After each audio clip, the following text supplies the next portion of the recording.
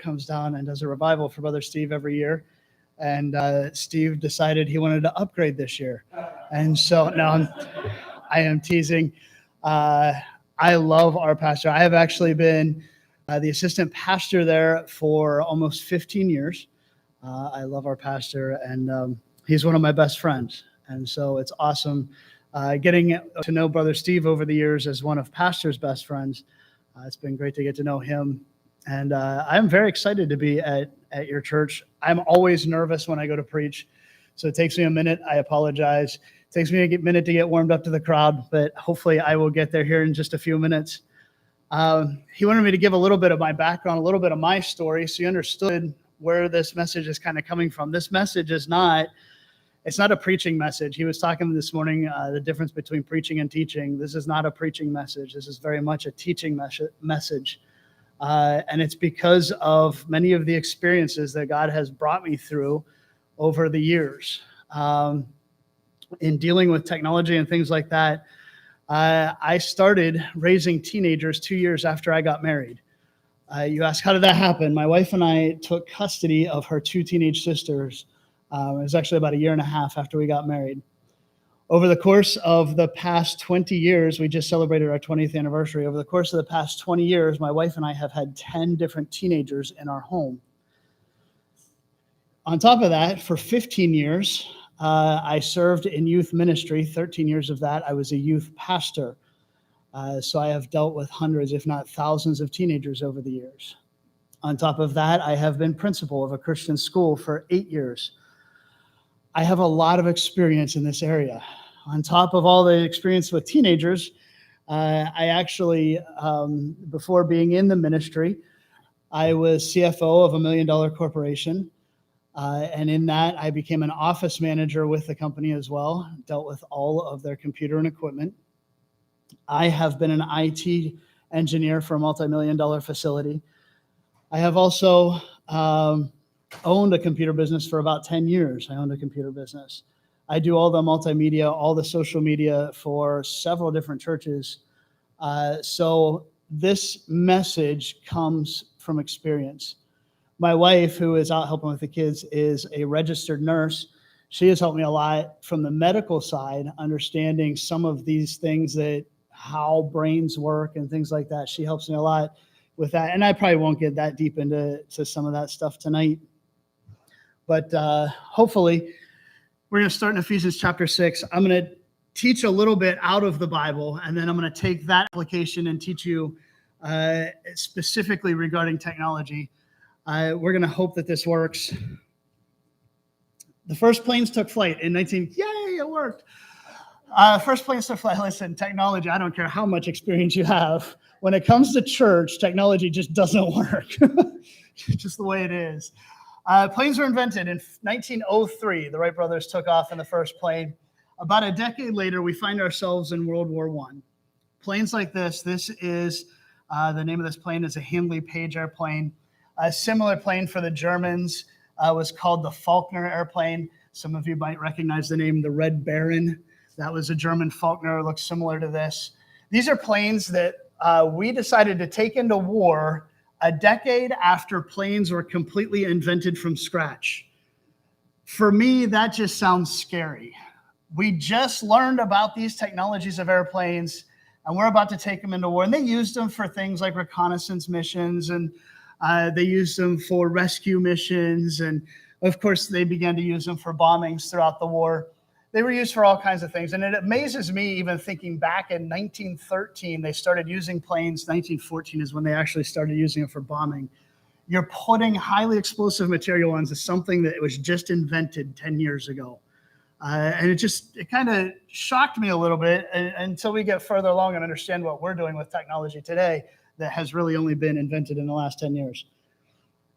This is a Handley Page airplane. The inside of an airplane looks something like this. This is the inside of actually one of the Faulkner airplanes, one of the Red Barons. This is what it looked like. As you can see, it is pretty simple inside of that airplane. To give you a comparison, this next slide is the inside of a 2022 Gulfstream G700.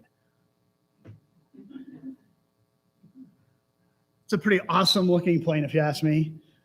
That's the kind of thing that looks like it should be flying, not the other one. When you look inside this cockpit of this plane, there's very little help. There's virtually no communication apparatus. There's no instrumentation almost at all. When a pilot got into these planes and began flying the missions, thinking of, again, carrying highly explosive materials, they're going out there and hoping that the conditions are right so that they can see, so that they can figure out what's going on, so they can drop the bomb in the right places. When conditions weren't quite right, when it got cloudy or rainy or foggy or very smoky from other bombing missions going on, what happened was the instruments weren't enough to keep the pilots on track. And that didn't come along. Those types of instruments didn't come along for many years. So they lost visibility. And we get the phrase from that, they were flying blind. That is where the phrase comes from, is actually these World War I bombers. We were flying blind.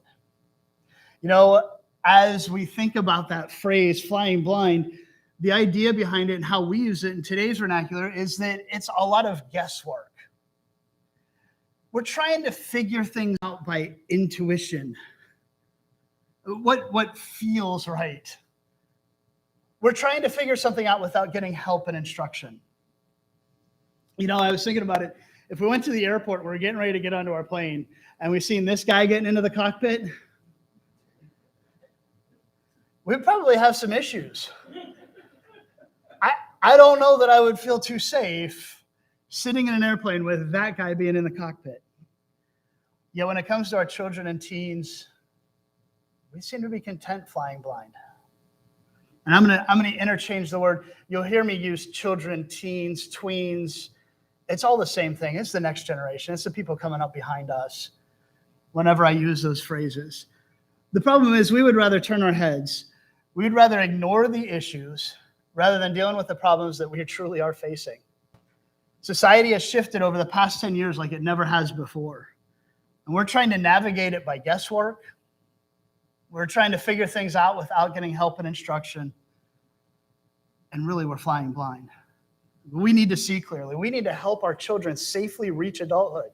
It's our responsibility to help our children safely reach adulthood and be able to navigate these things themselves. Not just, one of the things I hated growing up is I got told what to do a lot, but I never got told why. And so I never figured out how to deal with a lot of things myself.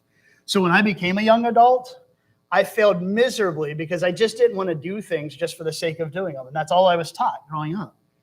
We need to teach them the whys. And a lot of the information I'm going to give you here today is teaching the whys. Why are we so concerned? Well, that's what we pass on to our kids, because then they're going to want to set maybe some of these boundaries for their lives. And it's not going to be perfect, but we're going to try our best. We're going to try our best to not fly blind. Ephesians 6 is a super popular passage when it comes to families. Of course, everybody wants to hear. Everybody sitting here, because their kids are all out there, everybody sitting here wants to hear, children, obey your parents and the Lord, for this is right. Because that's just good stuff. Honor thy father and thy mother. Yes, we want to hear that, but I'm not going to preach out of that. I'm not going to teach out of that. I want to skip down a little bit and read a little bit further in the chapter. Probably not the verses you're expecting when it comes to parenting your children. I'm actually going to go down to verse 10, and I want to read about the armor of God, and very easily can preach an entire series of messages on the armor of God, but that's not what I'm interested in tonight. I'm going to draw out a couple principles. I'm going to read through this and probably just commentate a little bit as I read through it, and then draw out some principles, and then I'm going to start the teaching side of things, which is going to take the bulk of our time here this evening. He told me I had until 7:45 tomorrow morning, so I promise I will be done before then. I told him the weirdest part about this message, it is one of my longer messages that I preach. It's probably a 40 to 45-minute message, just so you know what you're getting into ahead of time. Probably a 40 to 45-minute message. My average message is probably 20 to 25 minutes long. If you go back and figure out my average, it's probably right in there. This is definitely a longer message than I average. Being the assistant pastor, I preach shorter because when the pastor's gone, it makes the people like me more. But anyhow, back to passion. I'm so bad. I have severe ADD. In case you haven't figured that out yet, I get distracted and down rabbit holes very easily, but I'm sure you all are used to that because I know Stephen. I think we're okay. I think we're all right. Ephesians 6, verse 10. Finally, my brethren, be strong in the Lord and in the power of his might. The first thing I just want to point this out, and a lot of these probably won't even have anything to do with the actual teaching part, but just good information. Finally, my brethren, be strong in the Lord and the power of his might. We want to be strong. It's no secret that as a parent, as a grandparent, as a teacher, as somebody trying to teach and train and raise the next generation, you want to be a strong example. You want to be a strong leader. You want to guide them and direct them in a strong manner. But it's very important that we finish that verse out, is being strong in the Lord and in the power of his might. It's not doing it the way you think is best. It's not doing it how you want to do it. It's trusting him, relying on him, following the leading of the Holy Spirit. I love that, the entire series you're doing right now with your church. I love that thought. It's following the leading of the Holy Spirit. If you are going to be strong in this area, if you are going to strengthen your family, if you're going to strengthen your children, you have got to do it with the guidance and direction of the Lord. And it's got to be done in his power and in his might, not in your own strength. Anything I say tonight, honestly, is pointless. It really is. I want you to get something from the Lord, not from me. I want you to get something from the Lord that you can take and help your family. We were talking, we walk off the face of this earth. I don't want people to remember me. I don't want you to leave here saying, oh, Brother Dave's such a great preacher. He was awesome. You wouldn't say that anyhow, but I don't want that. I want you to go, man, I know exactly how I can help my kids. I know exactly how I can help my man, God spoke to me, and here it is. I can do this in the Lord and in the power of his might. That's that first verse. Be strong in the Lord and in the power of his might. Verse 11 goes on, put on the whole armor of God, that ye may be able to stand against the wiles of the devil. For we wrestle not against flesh and blood, but against principalities, against powers, against the rulers of the darkness of this world, against spiritual wickedness in high places. The second thing I really want to comment here, understand this battle is a spiritual battle. When it comes to the internet, social media, any technology, however you want to put it, whatever wrapper you want to put around it, it's not a battle of the flesh. It's a spiritual battle. I love the phrase, and it never really clicked in until actually this afternoon. It says we wrestle against spiritual wickedness in high places. You ever wonder why they call it the cloud? That's spiritual wickedness. There's some nasty stuff that goes on there. We are in a battle. And if we're not willing to admit that, you might as well shut it down, walk away. You might as well walk out the door, go get your kids, go have a sandwich, end it tonight. If you're not willing to admit that this is a spiritual battle, what you've got going on in the world today when it comes to technology, social media, all of that, it is a spiritual battle. Continuing on, verse 13, because otherwise I'm never going to get to the teaching part. Wherefore, take unto you the whole armor of God. There it is again, whole armor of God, that you may be able to withstand in the evil day, and having done all to stand. Stand therefore, having your loins girded about with truth, having on the breastplate of righteousness, your feet shod with the preparation of the gospel of peace. Above all, taking the shield of faith, wherewith ye shall be able to quench all the fiery darts of the wicked. Take the helmet of salvation and the sword of the Spirit, which is the word of God. I love the fact that God doesn't leave anything out when he's given us information. He loads us up. He gives us the whole armor as he lists it there. And I was going to break down and make each piece like a point of the message and have it all tie in. And it's just not, I would lose you 10 minutes in and wouldn't get to the good stuff. And you're not here for that. Understand what he's saying. God, in his infinite wisdom, gives you all the tools that you need to fight the spiritual battles that you're in.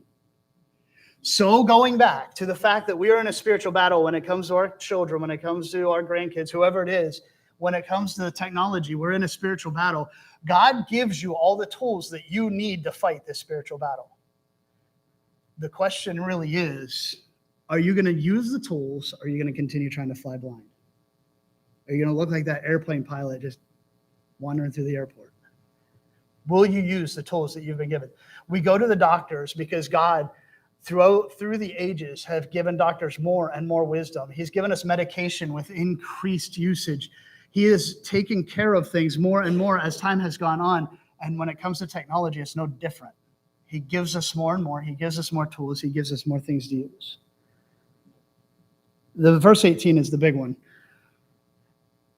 Praying. How much have you prayed over your kids when it comes to technology? You want to talk about feeling guilty.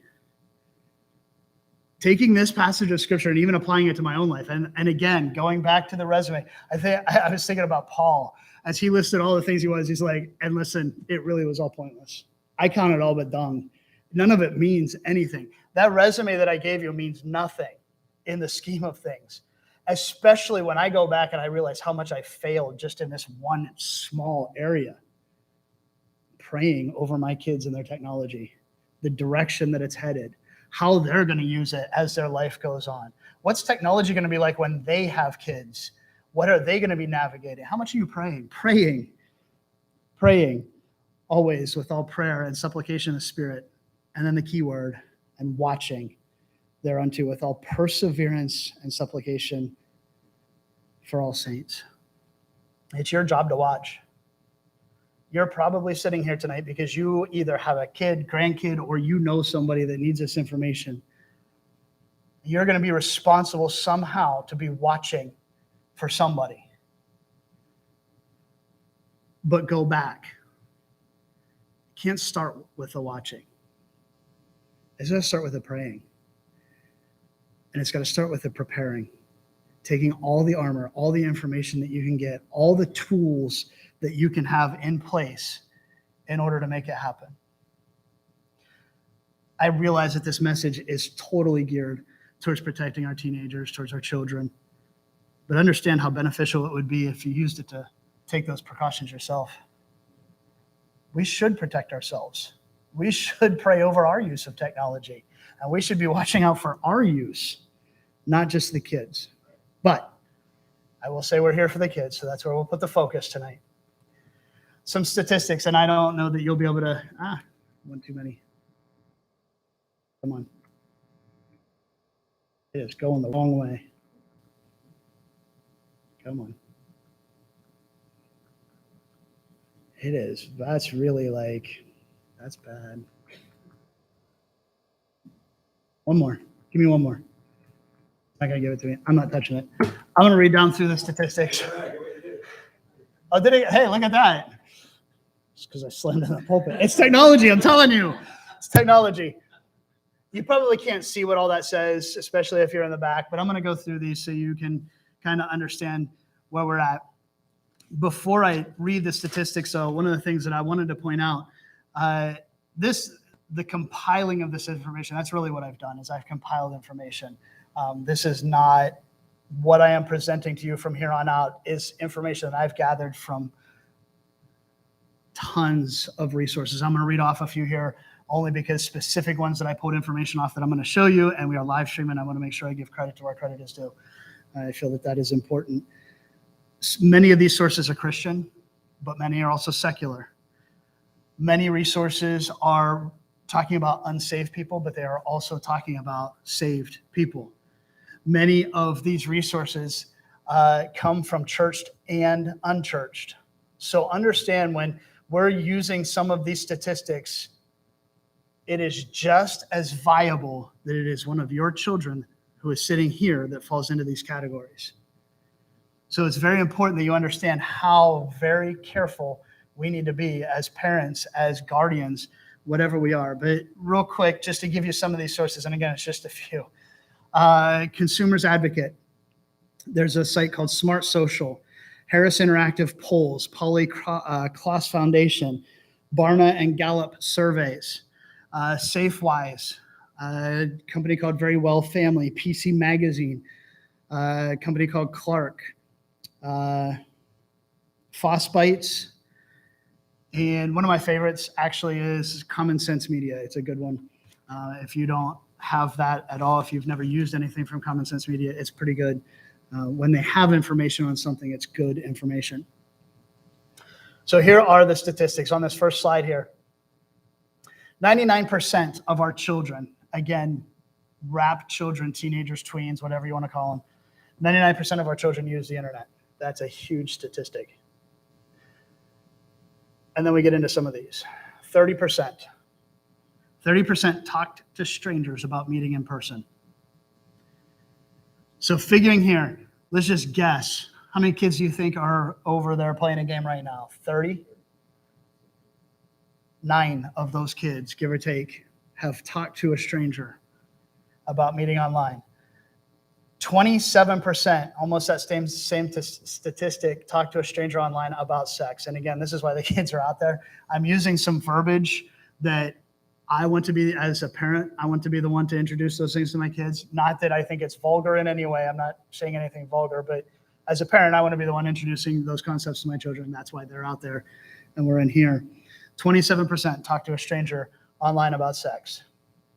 20%, the next one, of 10 to 17-year-olds received a sexual solicitation over the course of the last year. 20%. 1 out of every 5 has received a sexual solicitation over the last year. 70%, we jump back up there, a bigger number. 70% encounter pornography online accidentally.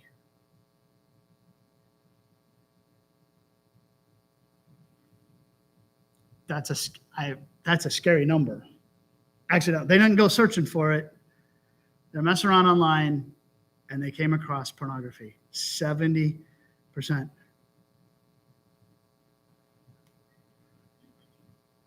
42% say their parents don't even bother to review their online activity. Almost half of them have zero accountability with their parents. 32%, and that's, listen, going back, that is churched and unchurched. Every bit of chance that it's 42% of the kids from this crowd as it is from any other random group of people that I've never met before. 32% say that they clear their history so their parents don't know. 10 out of those 30 kids out there know how to clear their browsing history so their parents can't even see what they got into, just in case. Are we feeling like we're flying blind yet? Here we go. Because that's not the only statistic slide I have, I'll give you a little bit more. 32%, almost a third of them, 10 out of those 30 kids out there say they have a private email or social media account that their parents don't know about. They're hiding some sort of an account. 63% say that they know how to hide their activities from their parents. These are kids just willing to admit to some stranger on a poll, yeah, no, I can hide everything from mom and dad. 65% admit to having unsafe, inappropriate, or illegal activities online. 65% admit it. 20 of those 30 kids out there.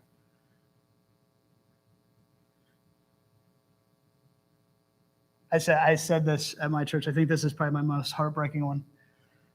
22% of teen girls say that they have sent nude or semi-nude photos.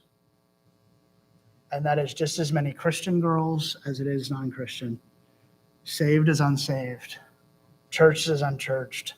22% have sent a nude or semi-nude photo to somebody online.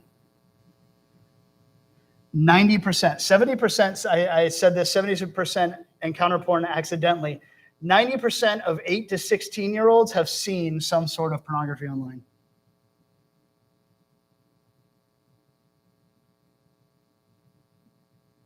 %. That rolls all but what? 4 of those kids out there? I've got 4 myself. I can't tell you that they've not encountered something online. 8 to 18 years old. I got 4 in that range. We should be scared as parents. 69% regularly receive online communication from a stranger and don't tell an adult. They're not worried about telling somebody. 69%. with all of those statistics compiled, how many of those kids out there would you say could come through all of those percentages unscathed? The odds aren't very good. I don't think it matters, and it's not just this group. Understand, this could be any group in the United States. This is happening all over.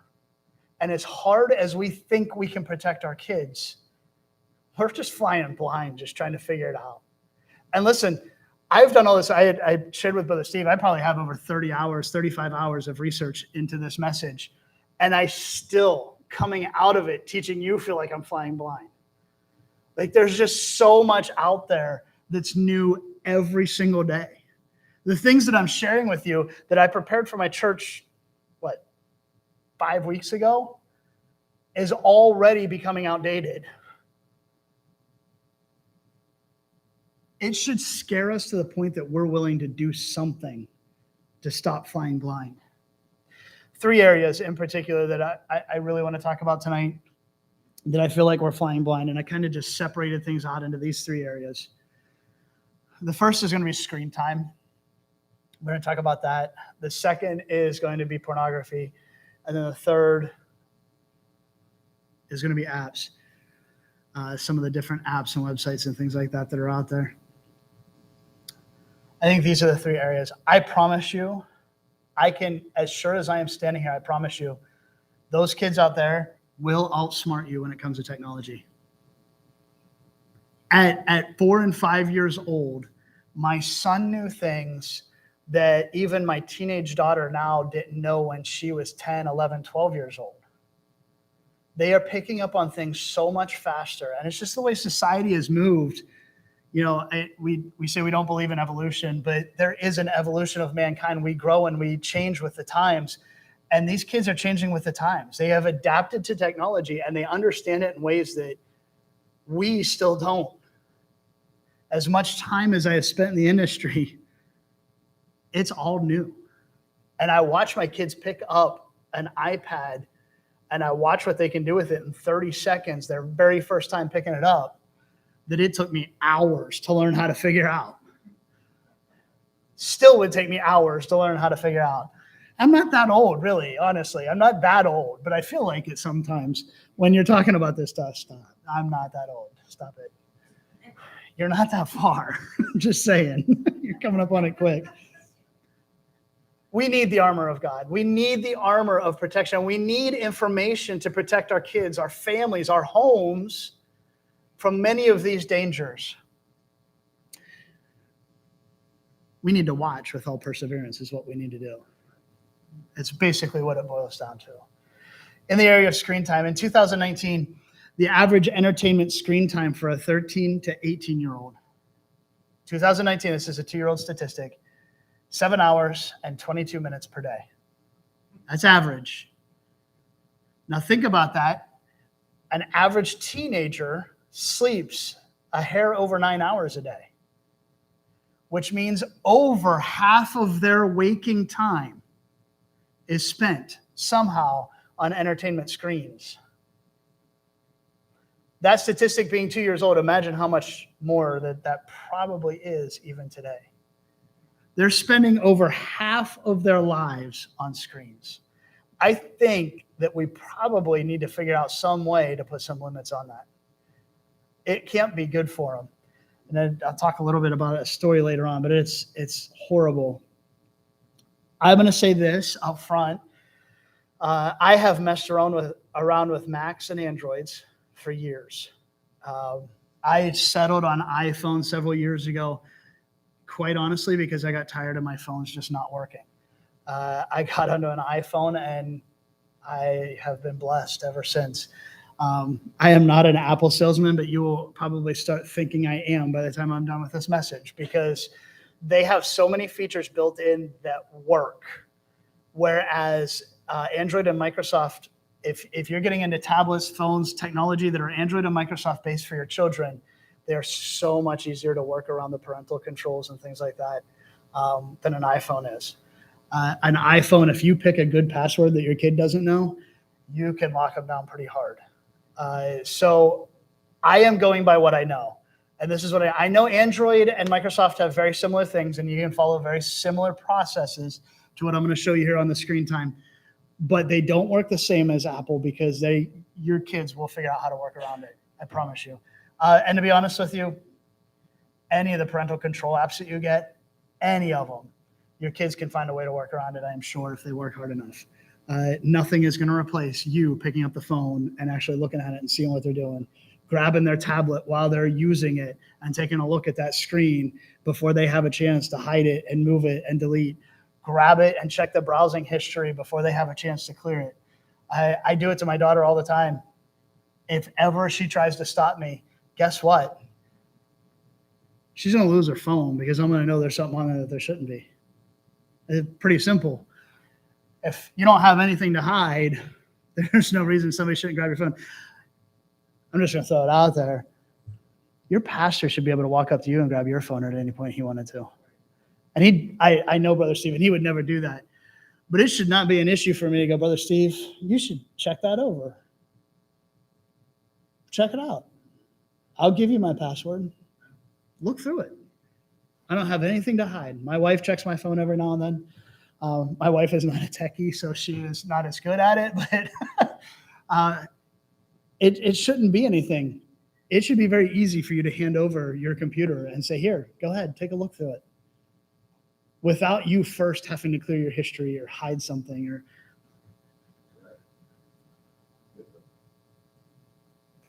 too often, I think we're so focused on making our kids do right instead of teaching them to do right. We're so focused on making them to do right that we don't do it ourselves. That's all free. That has nothing to do with the message. So I guess I am getting a little preaching in a little bit. I have iCloud accounts set up for each of my kids. They each have their own separate account. I have the password. I know what it is. I also have them set up with, and what you see here is screen controls. I am the only one that knows that password when my wife knows it, but the kids don't know their passwords. I can get into my iCloud account because my kids are set up underneath. We're in a family. By the way, Apple only does 6 for a family. So I stopped at 4 kids to make sure. That's not the reason I only have 4. You have to set up 2 different parent accounts. You have to set up 2 different parent accounts if you got more than 6 kids or 4 kids. I can get into my account. I can pick one of my kids. I can highlight their name. I can click on it on my phone, and it pulls up all their information. I can do a ton of stuff through here. The big thing we're talking about is setting the screen time. I can't even see what slide's highlighted right there. Let me see here. That's my kid. Hey, look at that. My kid's highlighted. So I get in there. I select the screen time. I get on my kid, Aiden. That brings up this other screen here, I can see all kinds of stuff here. If you look at this block, this is an awesome block. And it gives us a lot of information that we can control. The key that we're going to talk about right now is the one that's highlighted there should be, is it app control? I can't read the screen from here. I can see what's highlighted, but I can't read the screen. And I don't have big enough pictures on my notes to know what the words actually say. So the app controls, we get in here and I set my app controls. Now this is awesome. I set a screen time for my kids. Over the summer, I give them an hour and a half a day on screen time. Now Aiden has just an iPad. This is what he has. And I set a bunch of other controls, but specifically we're talking about screen time here. I set an hour and a half screen time. This means he can be on Netflix. He can be on Disney Plus. By the way, Netflix, make sure you have a kid's account. It's locked. It's into a kid's account, and we can go through all that stuff. But specifically screen time related, they have an hour and a half. He can play games. He can talk to his friends, whatever. When an hour and a half hits, his iPad shuts down. He gets nothing except I do allow him to message mom and dad. You can control contacts and messaging when it breaks the hour and a half. So he can text mom and dad after that hour and a half. That's the only exception to his iPad. With my older daughters, Alyssa, she is 17 years old. She's a senior in high school. She has the dreaded cell phone. And I'll be honest, here we go. My daughter was 16 before I gave her a cell phone. And I was still a little leery about giving it to her then. But we set up all these controls, and it was a little bit tighter then. And, as she proves herself, I loosen the restrictions a little bit. But she also has an iPad. And the cool part about Apple is you can share the screen time across those things. So she doesn't get an hour and a half on each. She has an hour and a half total between the two. So if she's watching something on Disney Plus and she's texting somebody, it's taking off her screen time for doing both things. She might be multitasking, but her screen time's all piled up together. So she runs out a lot faster. So if nothing else, think about how it's teaching them time management. Like, I need to make sure I'm cautious how I use my time. Listen, time management is something we struggle with as 30, 40, 50-year-olds. So if nothing else, we can use this as a teaching tool. But she understands that there's a lot more at stake than just a teaching tool on how to use her time. She does understand that there's an importance to this. And again, Android, Microsoft, they do have similar things for your cell phones, for your tablets, but very similar process of setting app times. Make sure you're setting something to limit the time. That hour and a half is summertime. When it gets into school year, we cut that back considerably. They don't get near that. And when we get to the end of the message, I'll talk a little bit more about setting up parameters of when they get to use it. But I'll do that later in the message. The more time, a statement, a quote, the more time we spend on the screen, the less we value ourselves and our relationships. Screen time is directly correlated with feelings of anxiety, loneliness, and depression. There's a story of a lady, and I wish I'd have gotten her daughter's name, but the lady's name was Sharon. She was at work and texting her daughter who was at home from school. And daughter was texting her back and forth and all kinds of smiley emojis and blah, blah, blah, love you, Mom. Later that night, Sharon came home and found out that her daughter had committed suicide that evening. Picks up the phone. She had spent hours on social media, but the last statements that she made written down were that she felt lonely and didn't have a friend in the world and couldn't continue living that way. We think social media makes us more social. It doesn't. It makes us more recluse. It draws us back into ourselves. And there's so many things, and I had a whole message done on social media, and if I would have brought that into this, we'd be here all night. But social media does so much to restrict ourselves as human beings. It takes away our ability to make eye contact with people. It takes away our ability to socialize with people properly face-to-face. It takes away etiquette when we are with other people. There are so many things that social media does to destroy people. And I'm not saying, listen, I'm on social media. I told my wife, I said, this probably isn't something you should really throw out there, but I've been on social media so long, I had a MySpace page. That's a long time ago, okay? I've been around it for a while.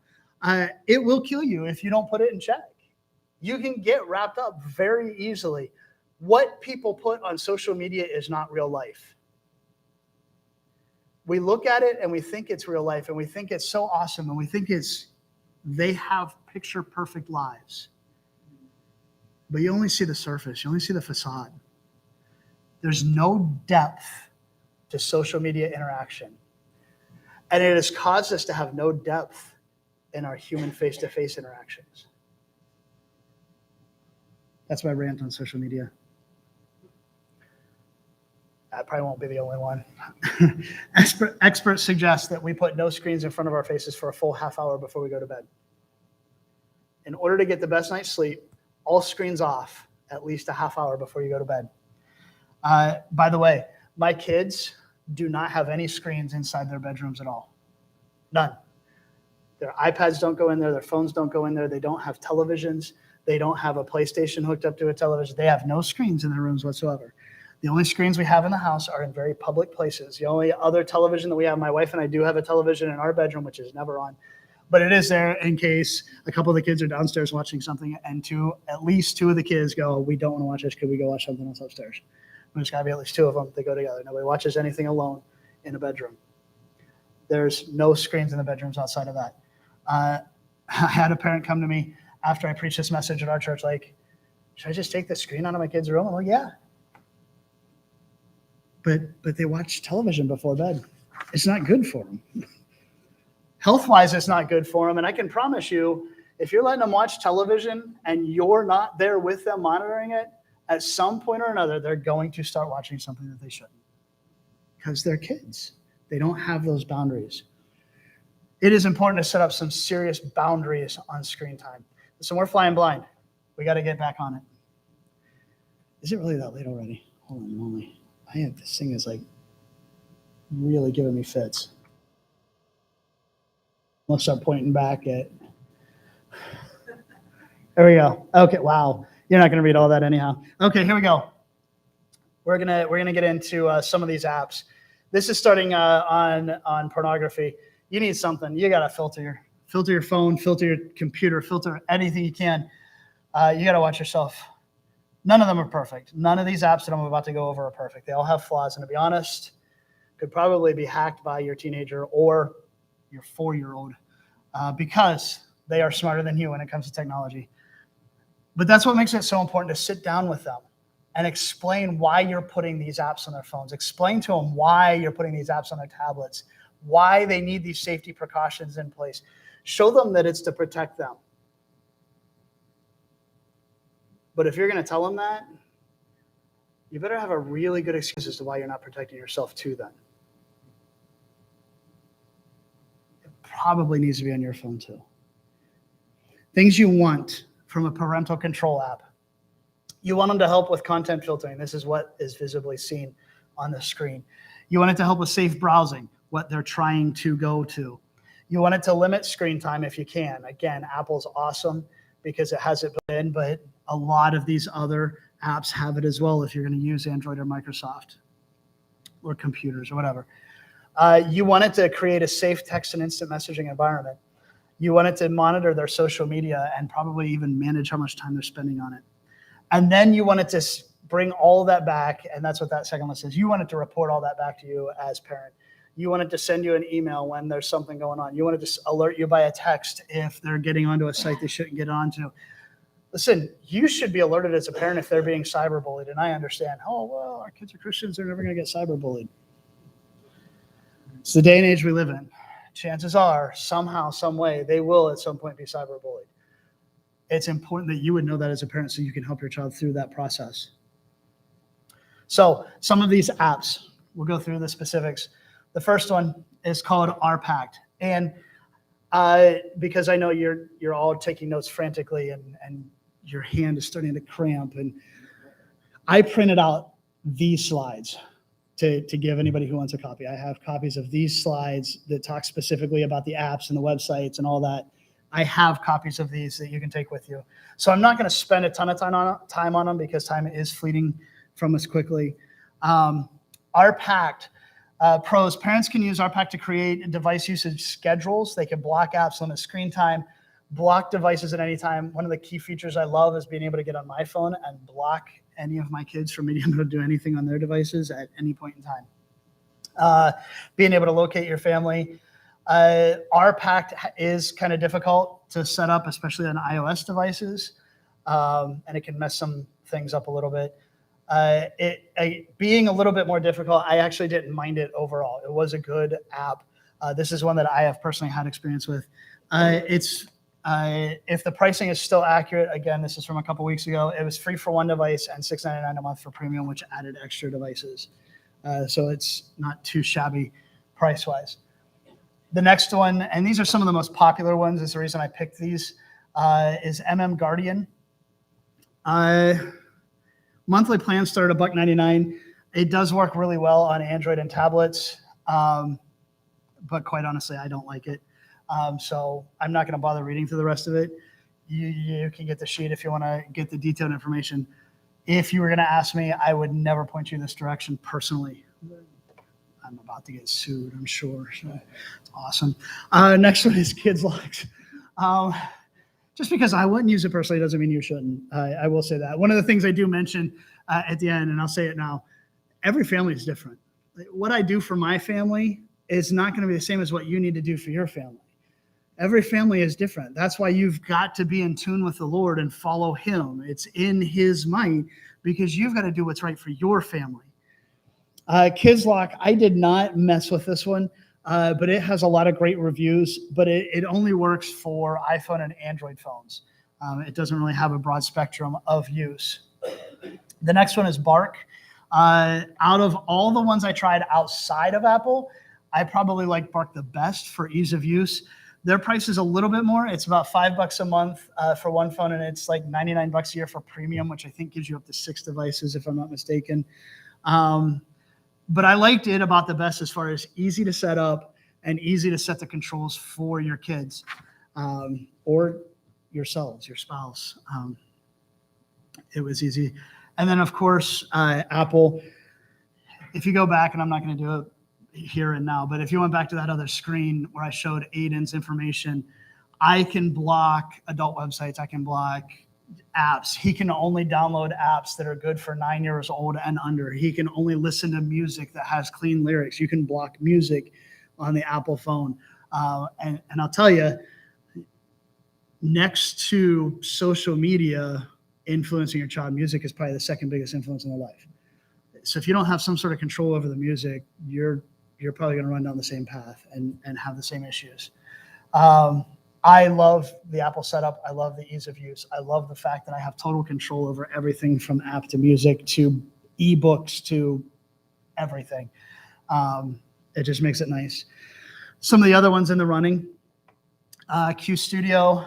It was parents are limited to monitoring only up to 10 devices total, which if you start talking PCs, Macs, phones, it can get over 10 rather quickly in a larger family.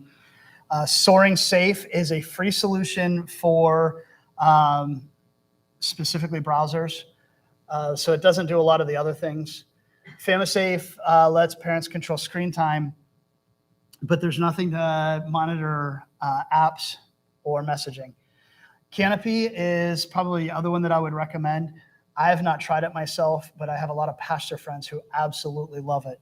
And it's probably the second highest rated app outside of Bark. And then the last one I have on there is Covenant Eyes, just because it's like the oldest. It's like the grandfather of it all, but it's also it's the grandfather of it all. It is old to the point where a lot of times it doesn't keep up with current technology, so it blocks a lot of safe things and it almost overcorrects and makes life, honestly, it makes life more difficult, in my opinion. Every family's different. Do what's right for your family. But search it out. None of those replace good old-fashioned surprise inspections. Check them and see what's going on. The last thing is apps that I want to hit because we're almost at the 7 o'clock mark. Apps scare me. And there's a lot that should probably scare you too. The first app up there that you can see is called Hip. It's got the little music notes on it. It looks awesome. If you find it in your kid's phone, you should be scared to death because it has nothing to do with music. You know the old saying, don't judge a book by its cover? That's this app. This app is actually, the Hip stands for Hide It Pro.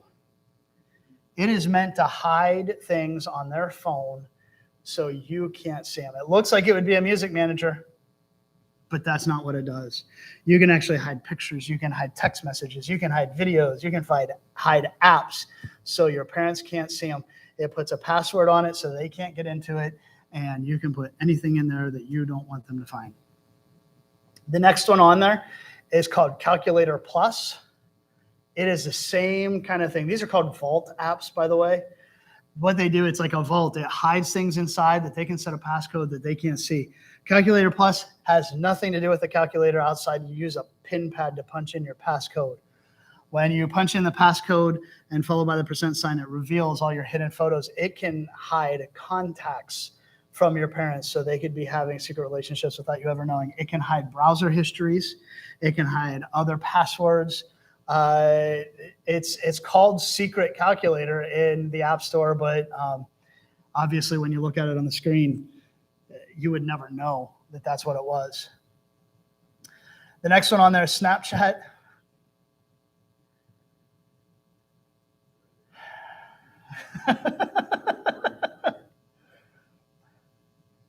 Okay. The app was created specifically so spouses could cheat on their significant other. The whole reason the app was created. And we hand it to our kids and say, here, it's got cute little filters. Is putting little mousy ears so important that you want to put the tools of adulterers and adulteresses into your kids' possession? I can find those cute little faces somewhere else, I'm sure. If not, I'll try and make them as best as I can.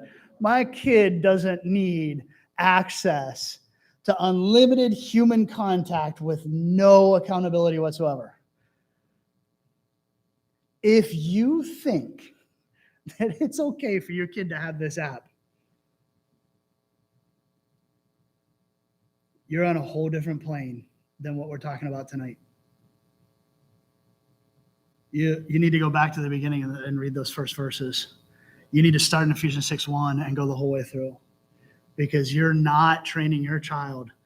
You're not going to get them to obey you if they're out there running around talking about anything that they want to talk about with no accountability whatsoever.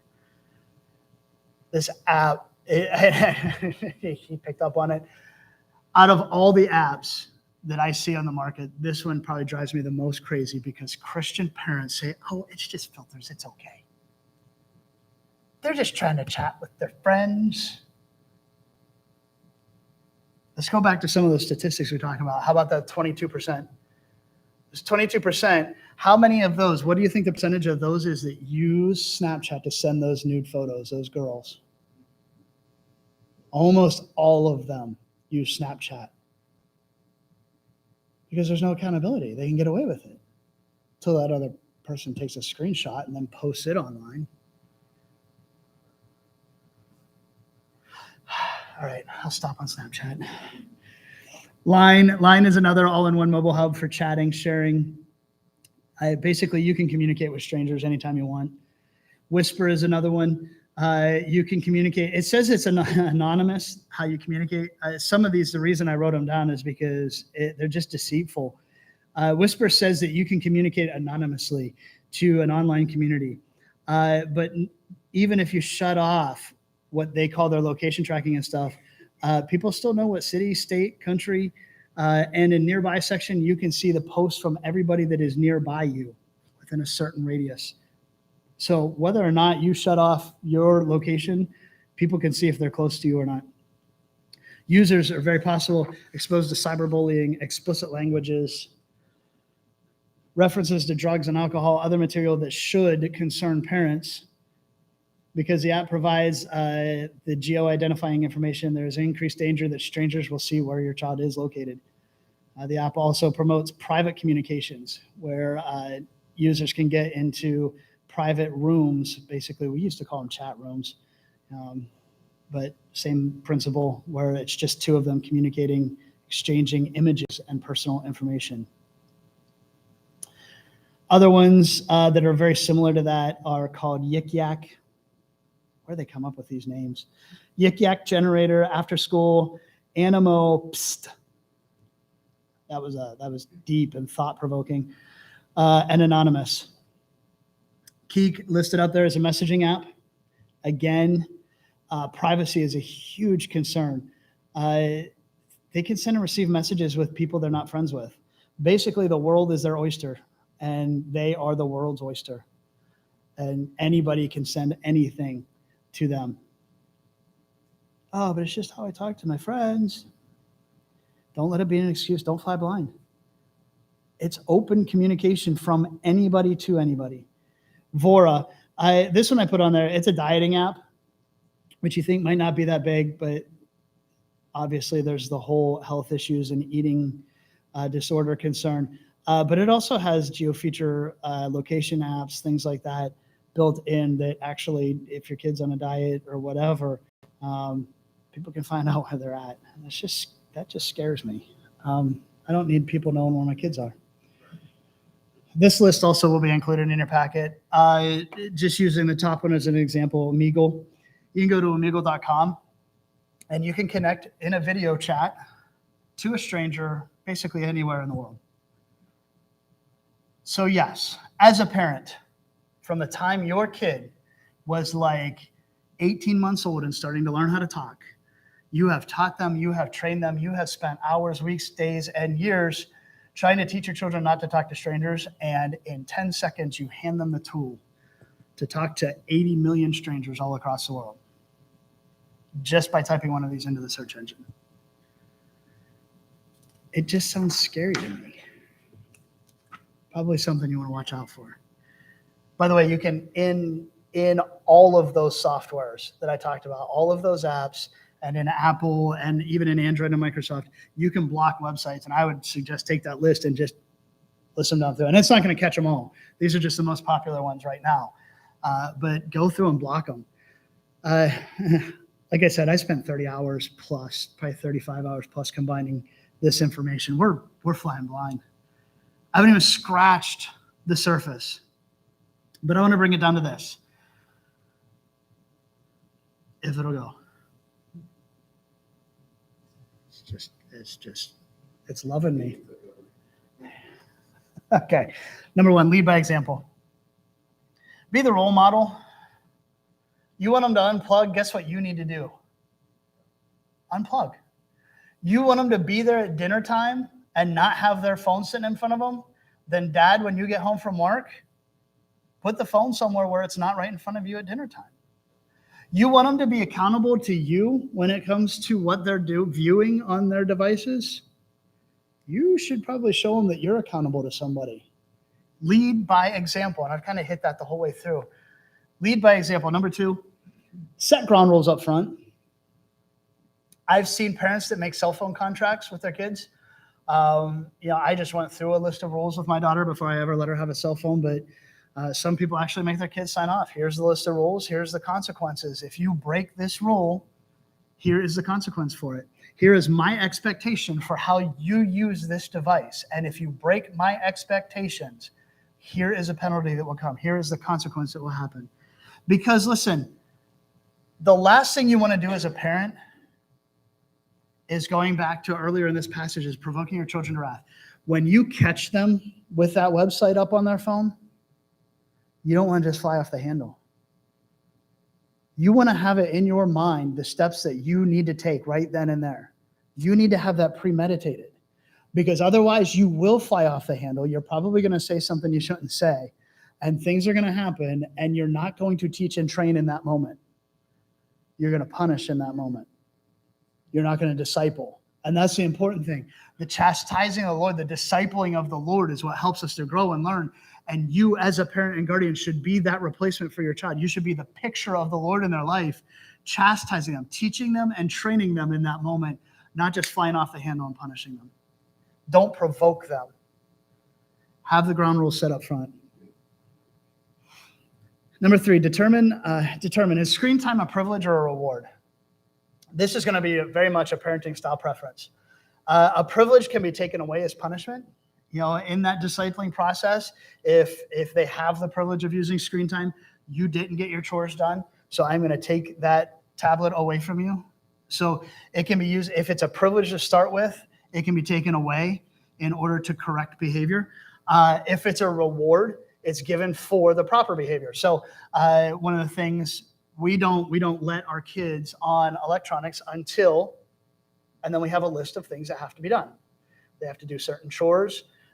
Above, first and foremost, every day, the first thing they have to do is their devotions. They don't do anything without doing some sort of devotions. They spend time with the Lord in reading their Bible, some sort of devotion and prayer time.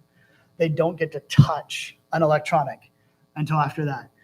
And then if they have chores or things like that, that comes first. And then they have the reward of their electronics, but not before that. So determine how you're going to use electronics with your child. And then teach them that up front. Teach them why you're doing it that way. Again, to just put rules in place doesn't teach them a whole lot. You need to be teaching them and training them so they're ready. Designate specific offline face-to-face interaction time. Again, we don't have any screens at dinner time, which means it's really difficult on me sometimes. There are 2 phone calls that I take at dinner time. One is my pastor and the other one's my wife. if she's not at home for dinner for some reason.